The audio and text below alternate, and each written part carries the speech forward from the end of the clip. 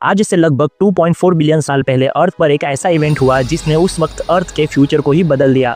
ये कहानी है अर्थ के सबसे बड़े और इम्पोर्टेंट इवेंट की, ग्रेट ऑक्सीडेशन इवेंट। इसका इम्पैक्ट इतना मैसिव था कि लाइफ का फ्यूचर पूरी तरह चेंज हो गया। सोचो एक प्लैनेट जिसमें ना तो प्लांट्स है, ना एनिमल्स और ना ही ऑक्सीजन है, बस है तो मीथेन, नाइट्रोजन और आयरन रिच ओशियंस। और इन ओशियंस में रहते थे छोटे साइनोबैक्टीरिया, बेसिकली अर्थ के पहले सोलर पावर्ड ऑर्गेनिजम्स।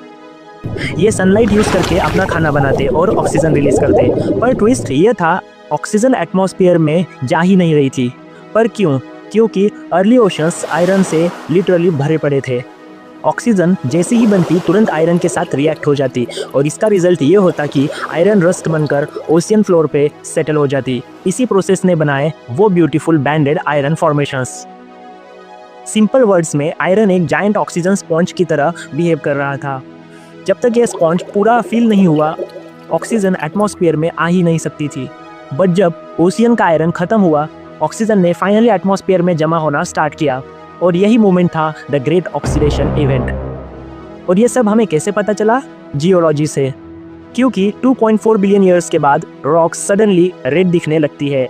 रेड का मतलब ऑक्सीडाइज्ड आयरन, यानी एटमॉस्फेयर में ऑक्सीजन आ चुकी थी और बस यहीं से अर्थ परमानेंटली चेंज हो गई। लेकिन कहानी यहीं खत्म नहीं होती। उस वक्त ऑक्सीजन ने एक और काम कर दिया, उसने मीथेन को डिस्ट्रॉय कर दिया। प्रॉब्लम यह थी कि एंशिएंट अर्थ को वार्म रखने वाला मेजर ग्रीन हाउस गैस सिर्फ मीथेन ही था।